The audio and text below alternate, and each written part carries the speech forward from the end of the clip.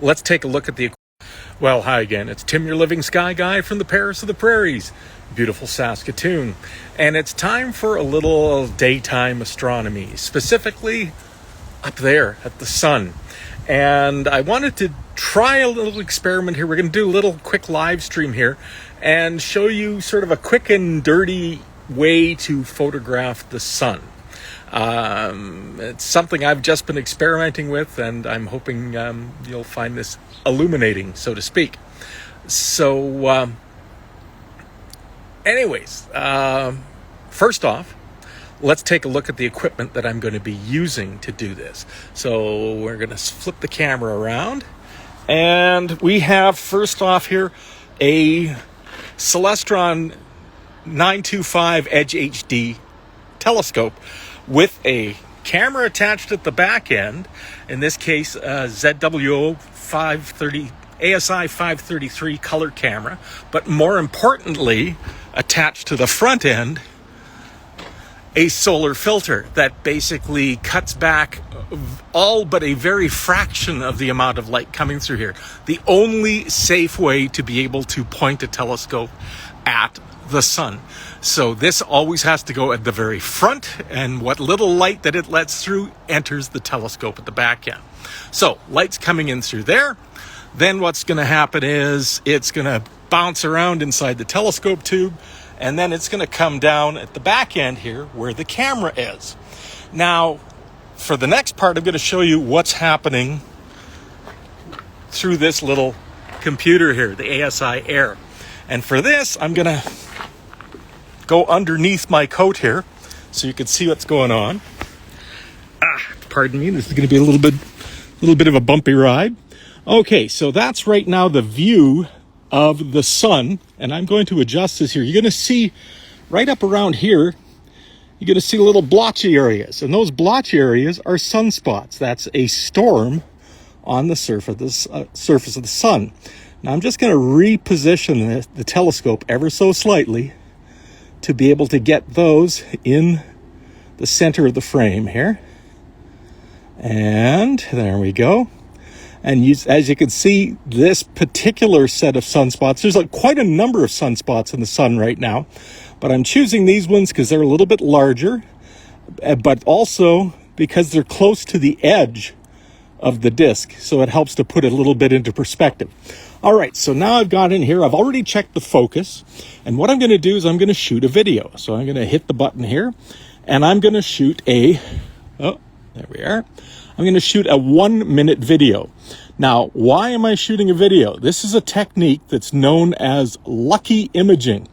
When you're photographing things like the sun or planets, aside from, of course, the precautions of making sure you're not blinding yourself or that sort of thing, instead of taking a single individual image, you're shooting a video, and in this case, video at just roughly around 3 frames per second. So every second I'm taking 3 photographs, which means on average in 60 minutes, I'll have taken 180 individual photographs. Now, the reason I'm doing this is the Earth's atmosphere between us and the sun causes a lot of bumping and grinding and a lot of instability in the image.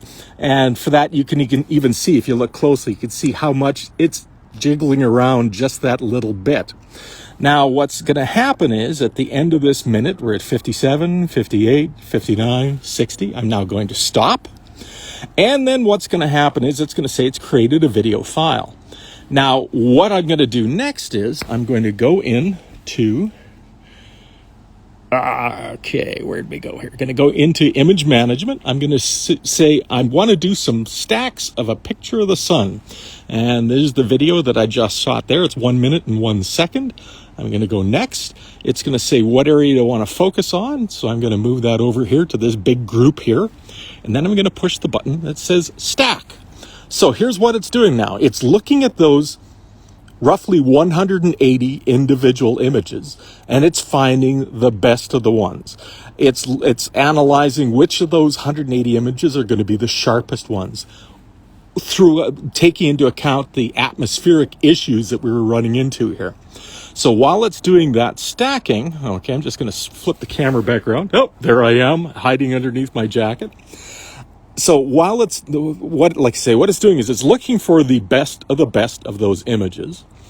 And then what it's going to do is it's going to stack them, align them all together, and it's going to stack them one on top of the other to be able to give me a better quality image than I would have gotten if I just pointed the camera and taken one single image. And that's what lucky imaging is all about. Basically, it's the luck of the draw. You're shooting that 1 minute of video, and you're hoped that you're going to be lucky enough to be able to get some nice sharp images out of that. Now, right now, the stacking's at about 72%, so it's just been over a minute here.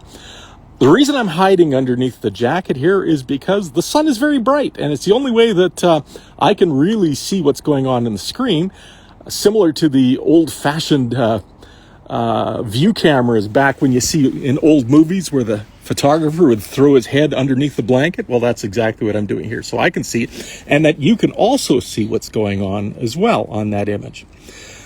Now, I'm just going to flip back here, show you what's going on here. Okay, so as you can see, the stacking is continuing, and right now we're at approximately 81%. Okay, and I'm going to be doing this just as a sort of a quick and dirty example here. I'm showing you what the basic workflow is like.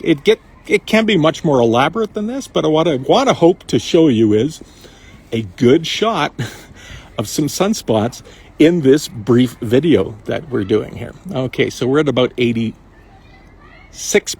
Okay, so switching back again, in case you have tuned in late, and you haven't gone to the beginning, what we're doing is we're doing some solar imaging. And just to reiterate this safety feature, solar imaging cannot be done with a telescope and camera unless you are using proper safety precautions, which basically means either using a telescope that's specifically designed for solar imaging, which would give you much better results than I'm going to get, or if you're using a standard telescope, putting a solar filter at the very front of the telescope, not at the back end where the eyepiece is, right at the front where the lens is at the start, so that you're letting in just a fraction of that sunlight into the telescope.